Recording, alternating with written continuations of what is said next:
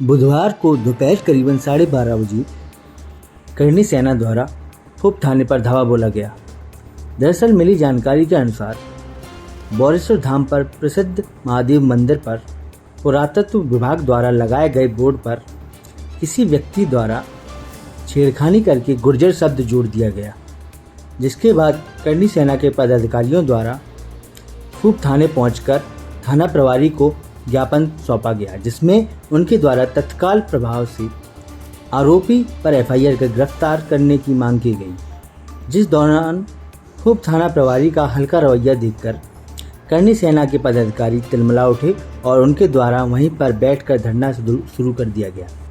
तभी मामले की जानकारी वरिष्ठ अधिकारियों को मिलने के बाद मौके पर एसडीओपी अटीर पहुंचे, जहां उनके द्वारा करणी सेना के अधिकारियों से बात करते हुए पूरे मामले की जानकारी ली गई।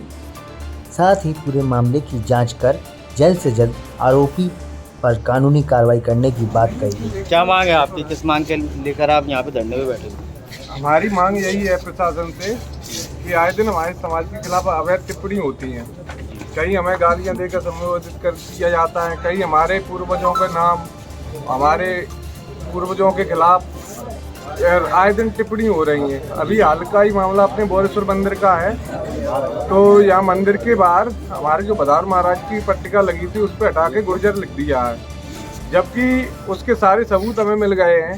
वीडियो फुटेज है, आधार कार्ड है, जो मुरैना से एक व्यक्ति आया था गुर्जर समाज का, वो लिख के गया है। वो आए दिन कुछ असामाजिक तत्व हैं जो समाज को भी बढ़ाने का कार्य कर रहे हैं और हमारी मान प्रतिष्ठा को भी धूमिल कर रहे हैं। तो हमारा कहना है प्रशासन से कि इन पे अभी रोक टोक हो जाए। मैंने इससे पहले भी एसपी साहब को 2-3 बार बता चुका हूँ। सिटी कोतवाली में ऐसा ही हुआ, नएगांव थाने में हुआ, नहीं कोई कार्रवाई नहीं हुई। हमारे समाज के एक व्यक्ति ने मात्र एक पोस्ट की, उसके लिए तुरंत एफआईआर उसको बुला के बारौली से थाने में बैठा के एफआईआर कर दी गई।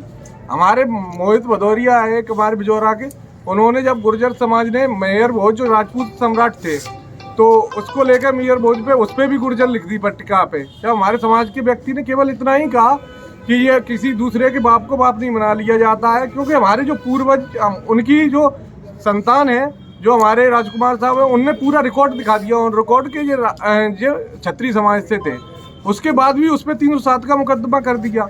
तो क्या हमारा समाज इतना कमज़ोर है या हम लोग इतने कमज़ोर हैं जो आए दिन हो रहा है? मैं अपने समाज के सभी बंधुओं से अपील करता हूँ, अब बहुत हो गया। जो आदमी अपने बाप का नहीं है, अपने कुल का नहीं है, वो कभी अपने राष्ट्र का नहीं हो सकता। इस घटना में पुलिस प्रशासन का क्या कहना है? पुलिस प्रशासन का तो कुछ नहीं, आए दिन यही जिस टीआई के पास जाओ घुमा दिया जाता है, लौटा दिया जाता है। इसके लिए मैं टीआई को दोषी नहीं दे रहा हूँ, मैं माननीय पुलिस अधीक्षक जी को दोषी दे रहा हूँ। इससे पहले शैलन चौहान जी पुलिस अधीक्षक थे, कभी हमारे साथ में ऐसा नहीं हुआ। उससे पहले रुडोल पालवर जी थे, तब भी नहीं हुआ। जब से ये माननीय खत्री जी आए, हमारे समाज को टारगेट करके किया जा रहा है। तो हम इतने कमजोर नहीं है। मैं एसपी साहब को बता देना चाहता हूँ, इतने हम स्कूल में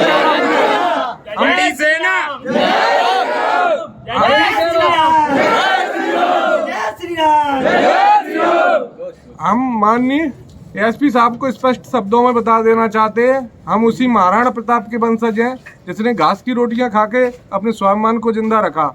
अगर हमें भी आएगी, हम भूखे प्यासे रह लेंगे। हम यहाँ धरने पे बैठे हैं और अगर आपको लाठीचार्ज भी करना है, हम उसके लिए भी तैयार हैं।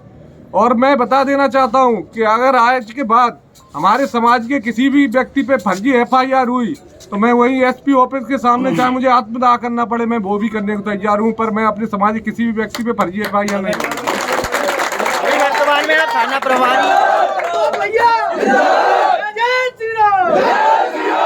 वर्तमान में आप फूप थाने पे बैठे हैं। अभी यहाँ पे आपकी थाना प्रभारी जी से क्या बात हुई? वही टाल बटोली जैसी बात है। आप आवेदन दे दो, हम क्या अपनी नेतागिरी चमकाने आए? हम आवेदन दे दे, पेपरों छप जाए और हम घर जाके बैठ जाएं।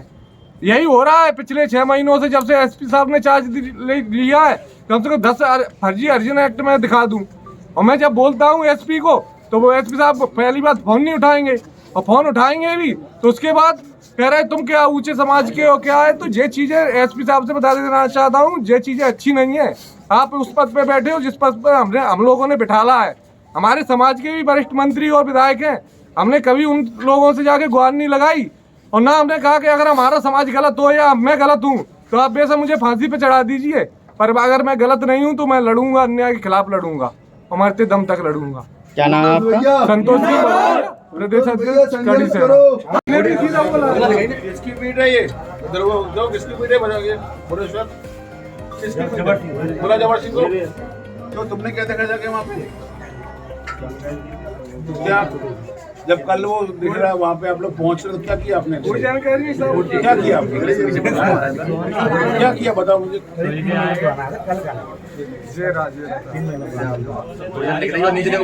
जब कल आपको मिल गया वो आदमी क्या करेंगे? अरे सर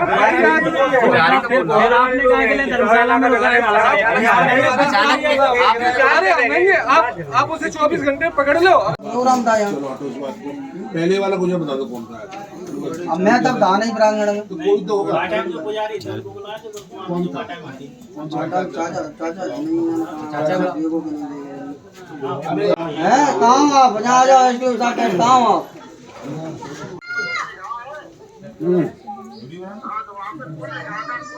हाँ कोई किसने?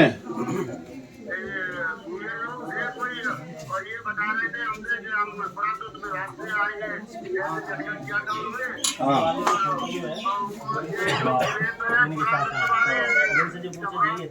हाँ आप बेंची संपर्क हाँ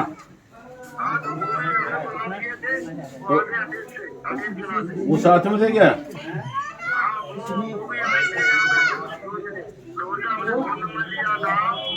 अच्छा हाँ फिर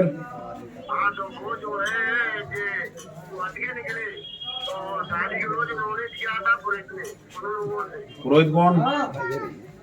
कौन पुरोहित? हाँ हाँ अच्छा फिर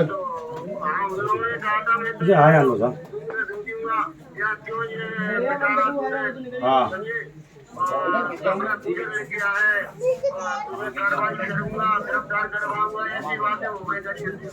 ठीक है तो आ जाओ मंदिर आ जाओ सीधे मंदिर पे आ जाओ। वहीं एसडीओपी की जांच करने के बाद जाने पर मंदिर पर उपस्थित पुजारी के मोबाइल पर किसी गुर्जर समाज के पदाधिकारी का फ़ोन आता है। बोर्ड तो लगा है सर।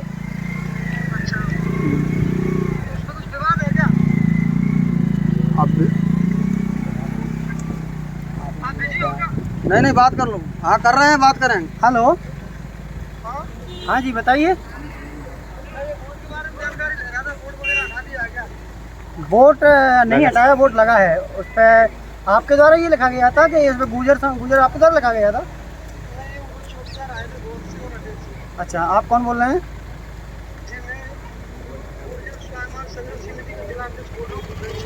अच्छा ये इस तरह का मतलब आपने लिखने से पहले किसी से परमिशन ली थी क्या?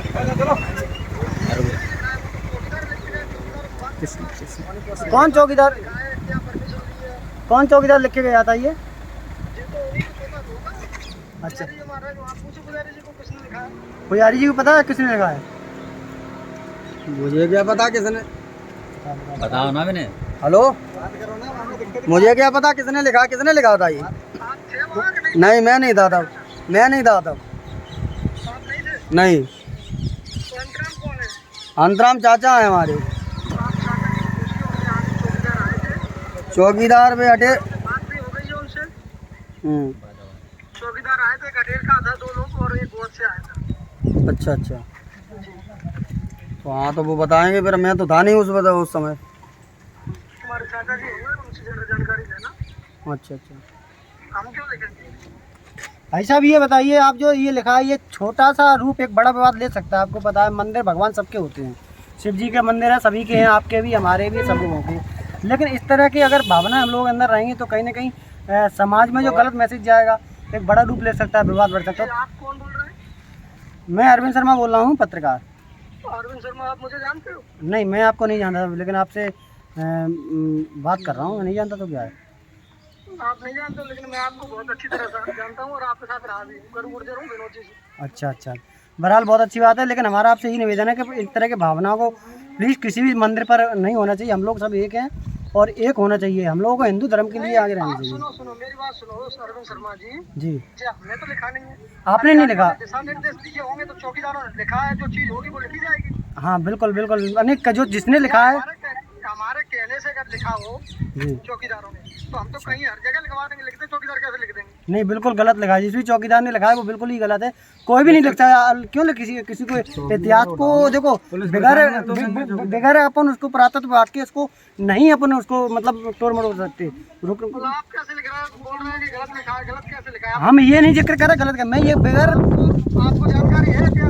मैंने ये नहीं कहा गलत। मैं ये कह रहा बगैर पुरातत्व विभाग की अनुमति के बगैर आप उसमें कोई भी इतिहास को नहीं हटा सकते। पुरातत्व विभाग जो लिखता है एक काम करें, आप उन चौकीदारों से बात करें। हमने भी कुछ चौकीदारों से बात की थी। अच्छा कि आपने लिखा है? बोले हाँ। हमने कहा आपने अपनी मर्जी से लिखा है? अच्छा। बोले नहीं, हमने अपनी मर्जी से नहीं लिखा है। हाँ, हाँ। हम कौन होते हैं अपनी मर्जी लिखने वाले? हमें दिशा निर्देश अधिकारियों ने दिया था, अच्छा हमने लिखा। अच्छा, ये चौकीदार ने कहा था।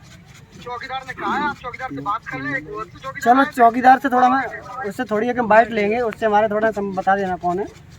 अगर आप आप पता कर लेना, अंतराम जी थे चौकीदार, कौन कौन आए थे, उनका पता कर लेना, अपने आप बताएंगे। नंबर है आपके पास उनका? मेरे पास नंबर नहीं। चलिए ठीक है धन्यवाद बहुत। वहीं इस पूरे मामले के बाद सवाल ये खड़ा होता है कि इस तरीके की गतिविधियों को अंजाम देने के बाद आखिर किसका फ़ायदा है? क्या इस तरीके की गतिविधियों को अंजाम देने के बाद देश में दंगा भड़काने का काम किया जा रहा है? क्यों इस तरीके का अराजकता का माहौल पैदा हो रहा है? बहरहाल एसडीओपी द्वारा पूरे मामले की जांच लगातार जारी है और एसडीओपी द्वारा आश्वासन दिया गया है कि इस मामले में निष्पक्ष जांच कर आरोपी पर जल्द से जल्द कड़ी कार्रवाई और कानून के तहत कार्रवाई की जाएगी। वहीं दूसरी देखने वाली बात ये भी है कि क्या ये कोई राजनीतिक षड्यंत्र है या फिर देश की बाहरी शक्तियों की कोई चाल।